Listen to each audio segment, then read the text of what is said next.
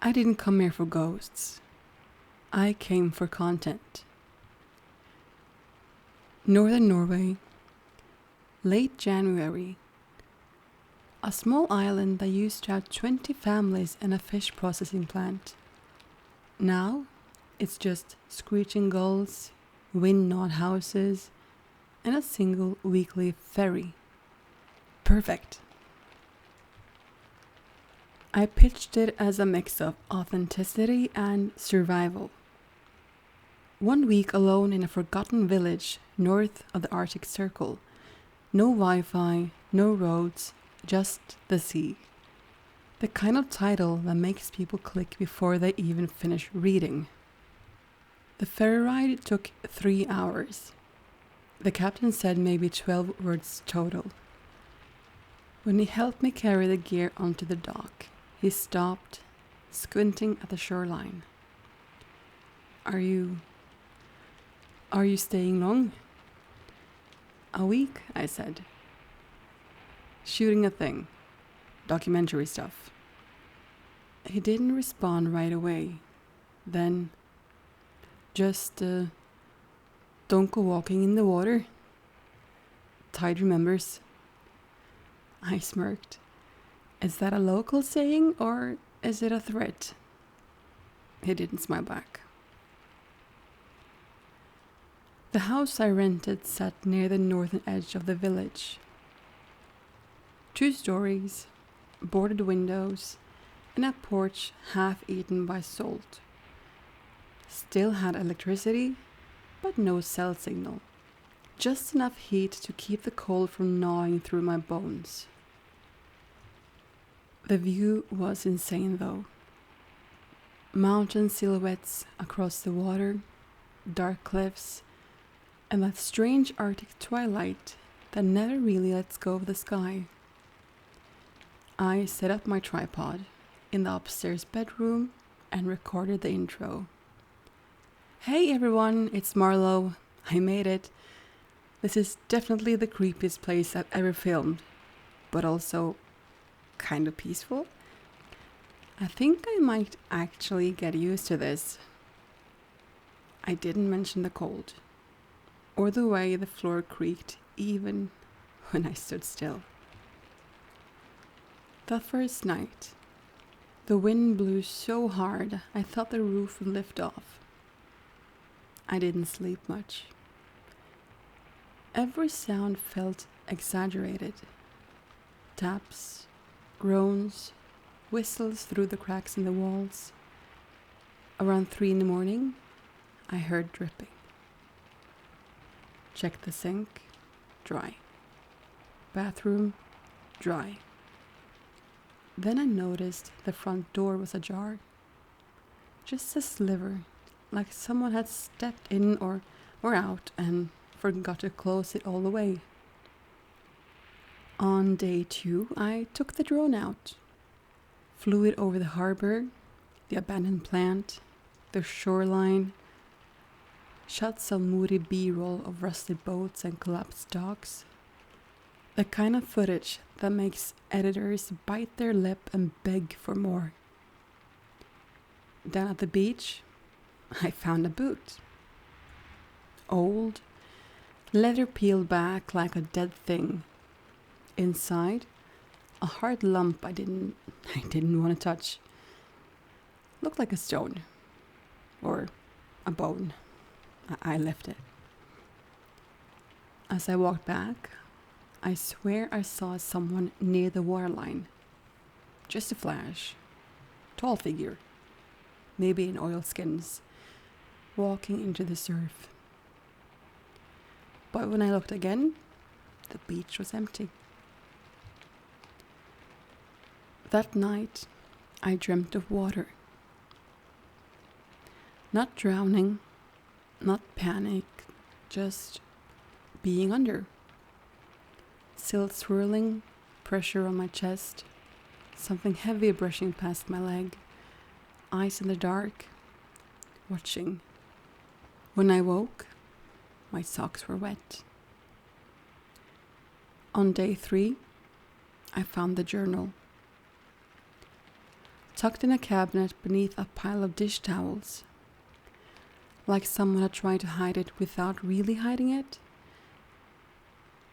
Most of it was mold-stained and unreadable, but a few pages had survived. One said, "He never came back home, but I still hear him. Some nights he knocks. Sometimes I see his hair floating like kelp. I locked the door. I thought that would stop it, but you can't lock out the tide." I put the book down and sat there for a long time, staring out the window. The sea was flat and dark. That evening, I talked to the camera, but I couldn't focus. Kept checking the corners of the frame, rewatching takes, convinced something had moved behind me. When I went to shut off the light, I saw footprints on the floor. Wet, bare, leading from the front door to the kitchen.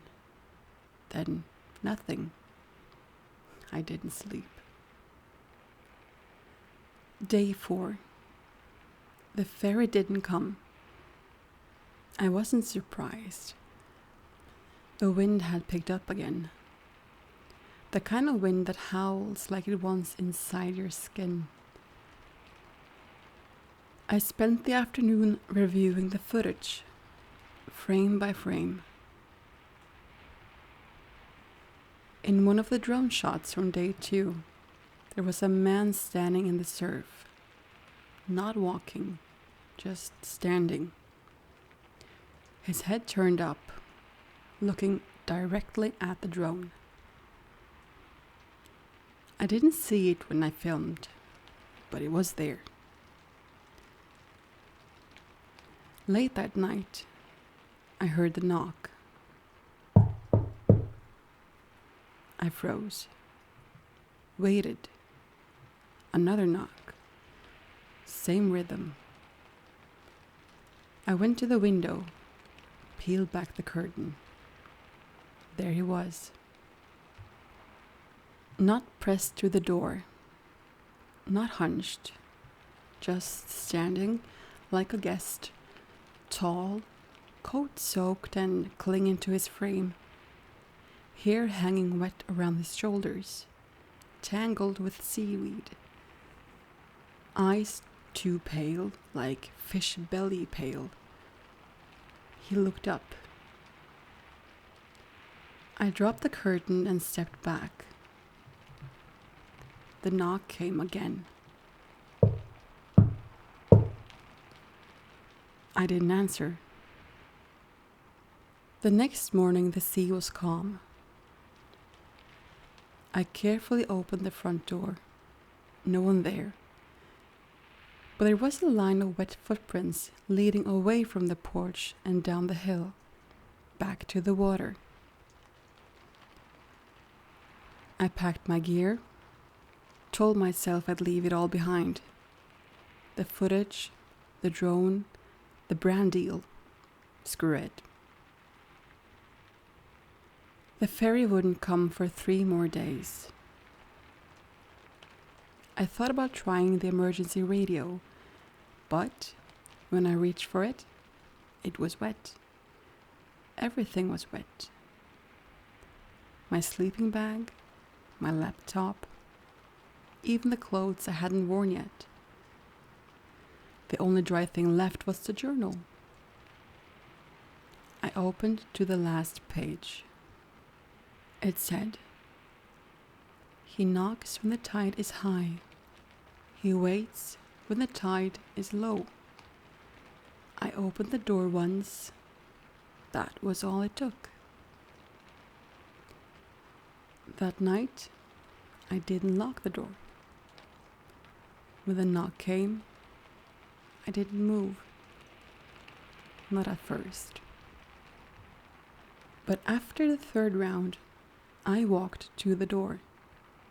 Stood there, hand on the knob, He didn't knock again, just waited, as if he knew I was coming. The tide doesn't forget. I stood there with my hand on the knob, breathing shallow. Outside, silence. No wind now, just the cracking of wood, like the house itself was waiting. He didn't knock again, didn't move, just waited. I glanced at the camera in the corner. The red standby light blinked. If I filmed this, if I opened the door and kept the lens on him, it would be the kind of footage no one could fake. The kind that makes you a legend or a cautionary tale. I thought about the drone shot. His face turned up, not at the machine, at me. Maybe he had been waiting this whole time. The door was wet under my fingers. Salt crusted the hinges. It creaked when I twisted the knob. The house seemed to hold its breath. So did I. I opened the door. Salt rushed in, and I stepped forward.